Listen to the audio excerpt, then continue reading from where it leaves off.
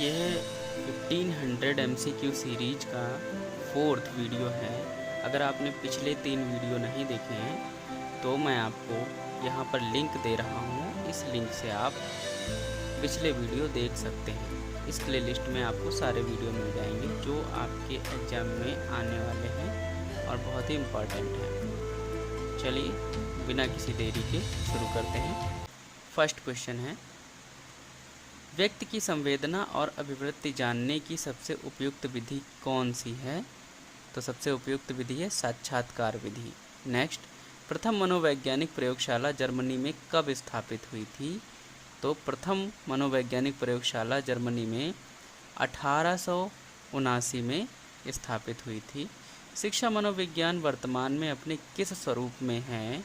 तो शिक्षा मनोविज्ञान वर्तमान में अपने शैशवावस्था में है। नेक्स्ट, मनोविज्ञान अध्ययन की जेनेटिक विधि को अन्य किस नाम से पुकारा जाता है? आंसर, विकासात्मक विधि। नेक्स्ट, आलपोर्ट के व्यक्तित्व सिद्धांत का उद्भव निम्नलिखित में से किसके पूर्वगामी के रूप में हुआ? आंसर, सी, मानवतावादी दृष्टिकोण। नेक्स्ट, बुद्धि के बहुकारक सिद्धांत के प्रतिपादक हैं? कौन हैं? थार्नडाइक। नेक्स्ट, निम्नलिखित में से कौन सा कथन सत्य है? कौन सा कथन सत्य है? कि लड़के अधिक बुद्धिमान होते हैं, लड़कियां अधिक बुद्धिमान होती हैं। बुद्धि का लिंग के साथ संबंध नहीं है। यही ठीक है कि बुद्धि का लिंग के साथ कोई संबंध नहीं है। नेक्स्ट, एक शिक्षिका का भावात्मक बुद्धि लब्धांक ऊंचा होता है, इसका क्या तात्पर्य है? तो इसका क्या तात्पर्य है कि वह संतुलित व्यवहार रखती है, नेक्स्ट, क्रियात्मक अनुसंधान प्रत्यय का उत्पत्ति स्रोत क्या है? आंसर, आधुनिक मानव व्यवस्था सिद्धांत। ओके। नेक्स्ट, प्रतिभावान बालकों की पहचान करने के लिए हमें सबसे अधिक महत्व किसको देना चाहिए? वस्तुनिष्ठ परीक्षणों के परिणाम को देना चाहिए। ओके। विद्यालय में विद्यार्थियों को कैसे अभिप्रेरित करना उचित है? आंसर, सस्वर अधिगम द्वारा। नेक्स्ट, शारीरिक वृद्धि और विकास को क्या कहते हैं? तो शारीरिक वृद्धि और विकास को अभिवृद्धि कहते हैं, यानी कि बी। नेक्स्ट, संकेत अधिगम के अंतर्गत सीखा जाता है, क्या सीखा जाता है? पारंपरिक अनुकूलन। नेक्स्ट, सीखी हुई बात को स्मरण रखने या पुनः स्मरण करने की असफलता क्या कहलाती है? विस्मृति कहलाती है, यानी भूलना। नेक्स्ट, मैस्लो के अभिप्रेरणा सिद्धांत को कहा जाता है, क्या कहा जाता है? आवश्यकता का सिद्धांत। नेक्स्ट, बाह्य आभास के आधार पर व्यक्तित्व का वर्णन कहा जाता है, क्या कहा जाता है? सतही दृष्टिकोण, यानी कि बी। नेक्स्ट, इनमें से किस घटक के प्रभाव को शैक्षिक पिछड़ापन उत्पन्न नहीं होगा? यानी कि किस घटक के प्रभाव से शैक्षिक पिछड़ापन उत्पन्न नहीं होता है? किस प्रभाव से? सी, परिवार के पेशे से। ओके। समान आयु वर्ग के संबद्ध अन्य सहपाठियों से जब किसी छात्र की तुलना की जाती है तो उसमें एक स्पष्ट शैक्षिक कमी दृष्टिगोचर होती है। ऐसे बच्चे को क्या कहते हैं? तो ऐसे बच्चे को पिछड़ा बालक कहते हैं। नेक्स्ट, जब मानव शरीर के एक भाग को दिए प्रशिक्षण का अंतरण दूसरे भाग में हो जाता है तो इसे क्या कहते हैं? इसे कहते हैं द्विपार्श्विक अंतरण। नेक्स्ट, विकास के परिणाम स्वरूप नवीन विशेषताएं और नवीन योग्यताएं प्रकट होती हैं, यह कथन किसने कहा है? यह कथन हरलॉक ने कहा है। नेक्स्ट, श्यामपट्ट को शिक्षण सामग्री के किस समूह के अंतर्गत किया जा सकता है? तो श्यामपट्ट यानी कि ब्लैक बोर्ड क्या होता है? दृश्य साधन है। ओके। नेक्स्ट, असंगठित घर से आने वाला बच्चा सबसे अधिक कठिनाई का अनुभव करेगा, कब? स्वतंत्र अध्ययन में, यानी कि बी। नेक्स्ट, मूल प्रवृत्तियों को 14 प्रकार से किसने वर्गीकृत किया है? तो मैकडूगल ने किया है। नेक्स्ट, विद्यार्थियों में प्रत्यय विकास का निर्माण के लिए शिक्षक को क्या करना चाहिए? शिक्षक की विधि सरल से जटिल की ओर होनी चाहिए, ठीक है। शिक्षक की विद्यार्थी को व्यापक अनुभव का अवसर प्रदान करना चाहिए, ये भी ठीक है। शिक्षक को विद्यार्थी को निर्मित प्रत्ययों के अंतरण का अवसर देना चाहिए, ये भी ठीक है। यानी कि ए बी सी तीनों ठीक है, तो इसका आंसर क्या होगा? डी। नेक्स्ट, कल्पना के विकास के लिए ज्ञानेंद्रियों को प्रशिक्षित करना चाहिए, कहानी सुनाना चाहिए, रचनात्मक प्रवृत्ति के विकास पर ध्यान देना चाहिए, ठीक है। कल्पना के विकास के लिए ये तीनों ही पार्ट ठीक हैं, इसलिए आपका जो आंसर होगा वो क्या होगा? उपयुक्त सभी, यानी कि डी। थर्स्टन तथा लिकर्ट निम्न में से किसके मापन से संबंधित हैं? तो थर्स्टन और लिकर्ट ये अभिवृत्ति के मापन से संबंधित हैं। निम्न में से कौन सा लक्षण किसी मापक उपकरण के लिए सर्वाधिक वांछनीय है? तो कौन सा लक्षण मापक उपकरण के लिए सबसे ज़्यादा वांछनीय है? विश्वसनीयता के लिए। नेक्स्ट, निम्न में से कौन शिक्षण कुशलता से संबंधित है? श्यामपट्ट पर लिखना, प्रश्नों को हल करना, प्रश्न पूछना, या उपरोक्त सभी। तो शिक्षण कुशलता के लिए ये तीनों ही चीज़ें होनी चाहिए, तो आंसर क्या होगा? डी, यानी कि उपयुक्त सभी। नेक्स्ट, वातावरण वह बाहरी शक्ति है जो हमें प्रभावित करती है, यह किसने कहा था? ये रास ने कहा था। नेक्स्ट, निम्नलिखित में से कौन सा बाल विकास का एक सिद्धांत नहीं है? कौन सा सिद्धांत नहीं बाल विकास का? सभी विकास एक क्रम का पालन करते हैं, विकास के सभी क्षेत्र महत्वपूर्ण हैं, सभी विकास परिपक्वन तथा अनुभव की अंतःक्रिया का परिणाम होते हैं, सभी विकास तथा अधिगमन एक समान गति से आगे बढ़ते हैं। कौन सा सिद्धांत नहीं है? लास्ट वाला, कि सभी विकास तथा अधिगम एक समान गति से आगे बढ़ते हैं। एक समान गति से विकास और अधिगम कभी भी आगे नहीं बढ़ते हैं। नेक्स्ट, स्मृति का एबिंगहास के साथ वही संबंध है जो बुद्धि परीक्षण का किससे है? बुद्धि परीक्षण किससे है? बिने से। नेक्स्ट, निम्न सिद्धांतों में से कौन बच्चे के बौद्धिक विकास के 4 चरणों संबंधी चालक, पूर्व परिचालन, सुदृढ़ परिचालन एवं औपचारिक परिचालन को चिह्नित करता है? कौन सा है? सी, जीन पियाजे का संज्ञानात्मक विकास सिद्धांत। नेक्स्ट, अधिगम अंतरण का थार्नडाइक सिद्धांत कहा जाता है? क्या कहा जाता है? अनुरूप तत्वों का सिद्धांत कहा जाता है। ओके, 140 से अधिक बुद्धि लब्धि वाले बच्चों को किस श्रेणी में रखेंगे? प्रतिभाशाली। नेक्स्ट, कर्ट लेवन के अनुसार समूह में जो परिवर्तन होते हैं उन्हें क्या कहते हैं? उन्हें कहते हैं गतिशीलता, हमेशा याद रखिए। नेक्स्ट, मस्तिष्क की संरचना तथा कृत्यों में विभेद का परिणाम होता है। अभी देखो पीछे आया था क्वेश्चन, ये क्या होगा? डिसलेक्सिया। ओके, नेक्स्ट, इसी की वजह से हम लोग भूल जाते हैं। अध्यापन के समय अध्यापक को निम्नलिखित में से किसका सर्वाधिक ध्यान रखना चाहिए? किसका? विषय वस्तु का? नहीं। वैयक्तिक भिन्नता का? हाँ, इसका ध्यान रखना चाहिए, ठीक है। नेक्स्ट, उपलब्धि अभिप्रेरणा है किसकी? सफलता व असफलता को समान रूप से स्वीकार करने की तत्परता? नहीं। बिना विचार जल्दबाजी में कार्य करने की प्रवृत्ति? नहीं। चुनौतीपूर्ण कार्य करने पर डटे रहने की प्रवृत्ति? यस, इसे कहते हैं उपलब्धि अभिप्रेरणा, ठीक है। उपलब्धि अभिप्रेरणा क्या है? चुनौतीपूर्ण कार्य करने पर डटे रहने की प्रवृत्ति। नेक्स्ट, मानव विकास है क्या है? मात्रात्मक, गुणात्मक, एक निश्चित सीमा तक मापा नहीं जा सकता, 1 व 2 दोनों। तो मानव विकास मात्रात्मक भी होता है, गुणात्मक भी होता है, यानी कि आंसर क्या होगा? डी, 1 व 2 दोनों। नेक्स्ट, मानसिक स्वास्थ्य विज्ञान का प्रमुख उद्देश्य है क्या है? बालक के मानसिक स्वास्थ्य की रक्षा करना, कुसुमायोजन का निराकरण करना, 1 और 2 दोनों, उपयुक्त में से कोई नहीं। तो मानसिक स्वास्थ्य क्या होता है? बालक के मानसिक स्वास्थ्य की रक्षा करता है और कुसुमायोजन का निराकरण भी करता है। ओके, तो आंसर क्या होगा? सी, यानी कि 1 व 2 दोनों। दबाव को कम करने एवं परीक्षाओं में सफलता के लिए आवश्यक है क्या? आवश्यक है कम अवधि की परीक्षाओं में अंतरण आवश्यक है, ठीक है। नेक्स्ट, सबसे अधिक गहन और जटिल समाजीकरण है। क्या है? किशोरावस्था के दौरान। ठीक है, सबसे अधिक गहन और जटिल समाजीकरण है। नेक्स्ट, पियाजे के अनुसार विकास की पहली अवस्था जन्म से लगभग 2 वर्ष आयु के दौरान बच्चा सबसे बेहतर सीखता है। किससे सीखता है बच्चा?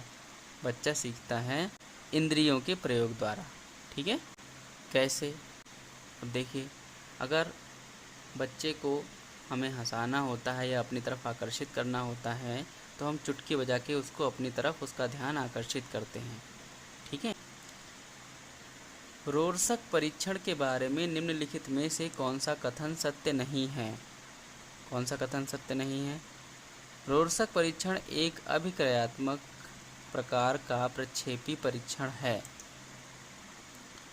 रोर्सक परीक्षण व्यक्तित्व की संपूर्ण रूप में नैदानिक जांच करता है। यह व्यक्तित्व के बौद्धिक तथा अबौद्धिक दोनों ही प्रकार के शील गुणों का मापन है। अंतिम, इसका मूलभूत प्रयोजन व्यक्तित्व की अंतर्वस्तु जैसे प्रणोदन, आवश्यकता, स्वर कल्पना, कुंठाओं इत्यादि को उजागर करना है। इसका सही आंसर क्या है? बी। शीर्षक परीक्षण व्यक्तित्व की संपूर्ण रूप में नैदानिक जांच करता है। नेक्स्ट, कार्ल रोजर्स के अनुसार कुसुमायोजन का आधार वैषम्य है। कैसा? इदम तथा पराहम के मध्य, वास्तविक स्व तथा आदर्श स्व के मध्य, स्व तथा वातावरण के मध्य, अचेतन तथा चेतन के मध्य। तो कार्ल रोजर्स के अनुसार कुसुमायोजन का आधार वैषम्य है। किसके मध्य? वास्तविक स्व तथा आदर्श स्व के। व्यक्तित्व के प्रारूप सिद्धांतों की सबसे पृथककारी विशिष्ट क्या है? व्यक्तित्व के प्रारूप सिद्धांतों का कि शरीर विन्यास तथा स्वभाव में संबंध। ठीक है, तो ये क्या है? सही आंसर है। नेक्स्ट, मूल्यांकन का उद्देश्य है। तो मूल्यांकन का क्या उद्देश्य होता है? बालकों को धीमी गति से सीखने वाले एवं प्रतिभाशाली बालकों के रूप में लेबल करना। जिन बालकों का उपचारात्मक शिक्षा की आवश्यकता है उनकी पहचान करना। अधिगम की कठिनाइयों व समस्याओं वाले क्षेत्रों का पता लगाना या उत्पादन जीवन जीने के लिए शिक्षा किस सीमा तक तैयार कर पाई है का पुष्टि पोषण करना। ठीक है, तो इसका सही आंसर यही डी ही है कि उत्पादन जीवन जीने के लिए शिक्षा किस सीमा तक तैयार कर पाई है, इसका पुष्टि पोषण प्रदान करना। नेक्स्ट, किशोरावस्था में बच्चे किस प्रकार की समस्या का सामना करते हैं? शारीरिक एवं मानसिक परिवर्तन में समायोजन, अपने साथियों में समायोजन, अपने माता पिता से समायोजन, पढ़ाई संबंधी समायोजन। तो कौन सा होता है किशोरावस्था में? ए। इसको हम आंधी तूफान की अवस्था भी कहते हैं। शारीरिक एवं मानसिक परिवर्तन में समायोजन। ठीक है। नेक्स्ट, परीक्षा में विद्यार्थियों से किस प्रकार के प्रश्न पूछे जाने चाहिए या पूछने चाहिए? स्मृति एवं समझ आधारित, वस्तुनिष्ठ एवं विषयगत, समझ एवं अनुप्रयोग आधारित, केवल वस्तुनिष्ठ। तो कौन सा होगा? समझ एवं अनुप्रयोग आधारित। नेक्स्ट, प्राथमिक विद्यालयों के बालकों के लिए निम्न में से बेहतर मानते हैं। किसे बेहतर मानते हैं? वीडियो अनुरूपणा, प्रदर्शन, स्वयं के द्वारा किया गया अनुभव या ये सभी। तो क्या होगा? स्वयं के द्वारा किया गया अनुभव। ठीक है।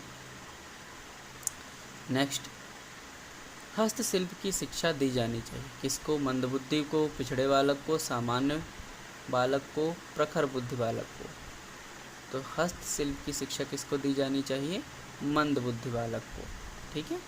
नेक्स्ट, व्यक्तियों में एक दूसरे से भिन्नता क्यों होती है? वातावरण के प्रभाव के कारण, जन्मजात विशेषताओं के कारण, वंशानुक्रम और वातावरण के बीच अन्योन्य क्रिया के कारण, प्रत्येक व्यक्ति तथा उसके माता पिता से जीनों का भिन्न समुच्चय प्राप्त होने के कारण। तो इसका आंसर क्या है? सी, वंशानुक्रम और वातावरण के बीच अन्योन्य क्रिया के कारण। व्यक्ति में उन मनोशारीरिक अवस्थाओं का गतिशील संगठन जो उसके पर्यावरण के साथ अद्वितीय सामंजस्य निर्धारित करता है वह कहलाता है। क्या कहलाता है? वह कहलाता है व्यक्तित्व। ठीक है। नेक्स्ट, मानव व्यक्ति परिणाम है, किसका परिणाम है? केवल आनुवांशिकता का, पालन पोषण और शिक्षा का, आनुवांशिकता वातावरण की अंतःक्रिया का, या केवल वातावरण का? तो मानव व्यक्ति जो परिणाम है वो आनुवांशिकता और वातावरण की अंतःक्रिया का। निम्नलिखित में से किसे प्राथमिक स्तर पर शिक्षक का सर्वाधिक महत्वपूर्ण गुण माना जाना चाहिए? पढ़ाने की इच्छा, धैर्य और दृढ़ता, दंडित करने की हानि रहित विधियों का ज्ञान, अत्यधिक मानकीकरण, भाषा में पढ़ाने की दक्षता। तो शिक्षक का महत्वपूर्ण जो गुण है वो क्या है? धैर्य और दृढ़ता। नेक्स्ट, बच्चे की जिज्ञासा शांत करनी चाहिए। जब शिक्षक फुर्सत में हो, जब विद्यार्थी फुर्सत में हो, कुछ समय के बाद, तत्काल जब विद्यार्थी द्वारा जिज्ञासा की गई है। ठीक है। तो बच्चे की जिज्ञासा तुरंत शांत करनी चाहिए जब विद्यार्थी द्वारा जिज्ञासा की गई है। ठीक है। तो आंसर होगा डी। नेक्स्ट, बच्चों में नैतिकता की स्थापना के लिए सर्वोत्तम मार्ग है, कौन सा मार्ग है? शिक्षक का आदर्श रूप से व्यवहार करना। ठीक है। नेक्स्ट, विकास के परिप्रेक्ष्य में समय के साथ होने वाले परिवर्तन में निम्न में क्या शामिल है? क्या शामिल है? रूप, दर, अनुक्रम या ये सभी? तो विकास के परिप्रेक्ष्य में समय के साथ होने वाले परिवर्तन में रूप, दर और अनुक्रम ये तीनों ही शामिल है। तो आंसर होगा डी। शिक्षक को ज्ञान होना चाहिए अध्यापन विषय का, बाल मनोविज्ञान का, शिक्षा संहिता का, अध्यापन विषय एवं बाल मनोविज्ञान का। ठीक है। तो डी ही सही है कि अध्यापन विषय एवं बाल मनोविज्ञान का ज्ञान होना चाहिए। एक बच्चे की बुद्धि और विकास के अध्ययन की सर्वाधिक अच्छी विधि कौन सी है? तो ये विकासीय विधि है, सर्वाधिक अच्छी विधि। ठीक है, वृद्धि और विकास की। नेक्स्ट, गर्भावस्था समय है, गर्भधारण से जन्म तक, जन्म से प्रथम वर्ष तक, गर्भधारण का समय, या इनमें से कोई नहीं। तो गर्भावस्था जो है गर्भधारण से जन्म तक का समय है। नेक्स्ट, सीखने की परिघटना में निम्नलिखित में से कौन आवश्यक घटक नहीं है? अभिगमकर्ता, आंतरिक अवस्था, प्रेरक या शिक्षक? तो यहाँ पर शिक्षक आवश्यक नहीं है। नेक्स्ट, शिक्षार्थियों में वैयक्तिक भिन्नताओं को संबोधित करने के लिए एक विद्यालय किस प्रकार का सहयोग उपलब्ध करवा सकता है? तो विद्यालय क्या करवा सकता है? देखिए, सभी शिक्षार्थियों के लिए समान स्तर की पाठ्यचर्या का अनुगमन करना, बाल केंद्रित पाठ्यचर्या का पालन करना और शिक्षार्थियों को सीखने के अनेक अवसर उपलब्ध कराना, शिक्षार्थियों में वैयक्तिक भिन्नताओं को समाप्त करने के लिए हर संभव उपाय करना, धीमी गति से सीखने वाले शिक्षार्थियों को विशेष विद्यालयों में भेजना। इसका आंसर क्या है? बी, बाल केंद्रित पाठ्यक्रमों पाठ्यचर्या का पालन करना और शिक्षार्थियों को सीखने के अनेक अवसर उपलब्ध करवाना। ठीक है। नेक्स्ट, निम्नलिखित में से कौन सा सीखने के लिए अधिकतम रूप से अभिप्रेरित करता है? असफलता से बचने के लिए अभिप्रेरणा, बहुत सरल या कठिन लक्ष्यों का चयन करने की प्रवृत्ति, लक्ष्यों को प्राप्त करने में व्यक्तिगत संतुष्टि या बाह्य कारक। तो निम्न में से कौन सा सीखने के लिए अधिकतम रूप से अभिप्रेरित करता है? लक्ष्यों को प्राप्त करने में व्यक्तिगत संतुष्टि। नेक्स्ट, शिक्षार्थी व्यक्तित्व भिन्नता प्रदर्शित करते हैं, अतः शिक्षक को क्या करना चाहिए? सीखने के विविध अनुभवों को उपलब्ध कराना चाहिए, यही सही है। नेक्स्ट, निम्नलिखित में से कौन सा सिद्धांत यह दर्शाता है कि अपेक्षित व्यवहार के सन्निकट सकारात्मक प्रतिक्रिया तथा पुनर्बलन के फलस्वरूप व्यवहारात्मक विकास किया जा रहा है? इसका आंसर होगा ऑपरेंट अनुबंधन। नेक्स्ट, बच्चा किस प्रकार सीखता है? पुस्तकें पढ़कर, परिचर्या द्वारा, प्रश्न पूछकर या कई प्रकार से? तो बच्चा कई प्रकार से सीखता है। नेक्स्ट, एकीकृत छात्र केंद्रित अधिगम के लिए पाठ्यक्रम में निम्नलिखित में से क्या लाभकारी नहीं है? क्या लाभकारी नहीं? खोज सक्रिय अधिगम का ह्रास। हालांकि यह स्पष्ट रूप से उनकी सुरक्षा आवश्यकताओं का उल्लंघन था, लेकिन अपने देश की रक्षा करते हुए कैप्टन विक्रम बत्रा कारगिल युद्ध में शहीद हुए। उन्हें संभवतः असाधारण अनुभव की इच्छा थी, आत्मसिद्धि प्राप्ति की इच्छा थी, अपने अपनत्व संबंधी आवश्यकताओं की अपेक्षा अपने परिवार के लिए ख्याति प्राप्त करना। तो क्या चाहते थे वो? आत्मसिद्धि प्राप्ति की इच्छा थी। ठीक है, नेक्स्ट।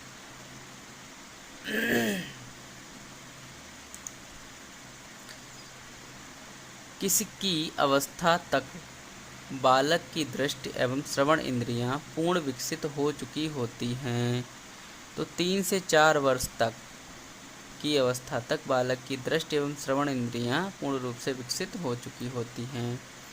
नेक्स्ट।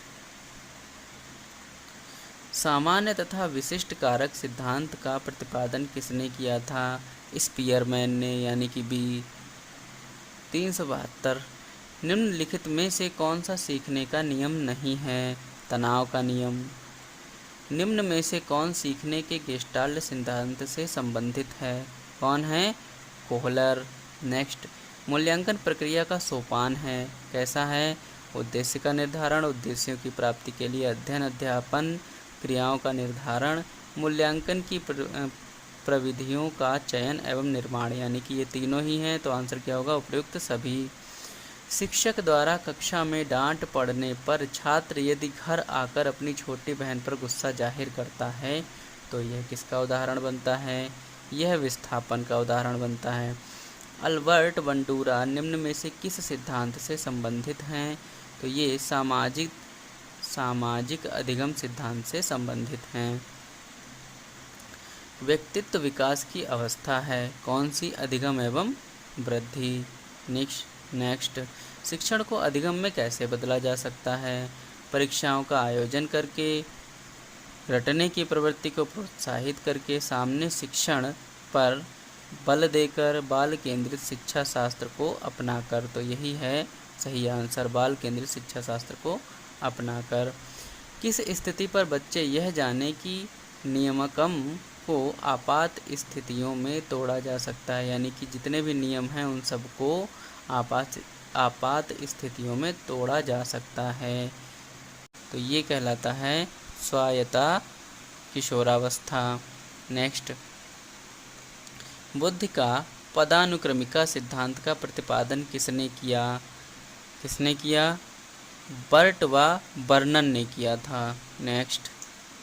बुद्धि के त्रिआयामी सिद्धांत के प्रवर्तक कौन हैं?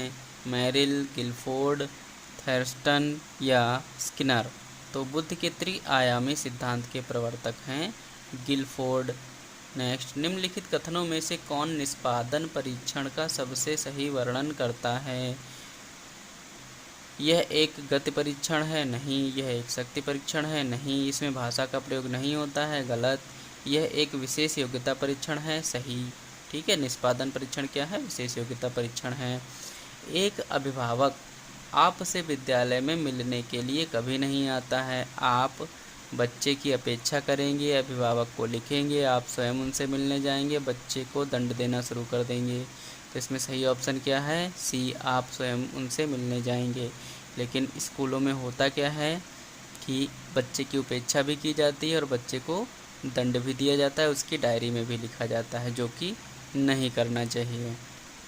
समायोजन की विधियां हैं, कुंठा से, संघर्ष से, एक और दो दोनों, या धन से। ठीक है, तो कुंठा और संघर्ष ये दोनों समायोजन की विधियां, यानी कि आंसर क्या होगा? एक और दो दोनों। वाइगोत्स्की के सिद्धांत में विकास के किस पहलू की उपेक्षा होती है? आंसर सामाजिक, सांस्कृतिक, जैविक या भाषाई। तो गोत्स्की के सिद्धांत में विकास के जैविक पहलू की उपेक्षा होती है। नेक्स्ट। सामान्य बुद्धि के कारक हैं, कौन से कारक हैं?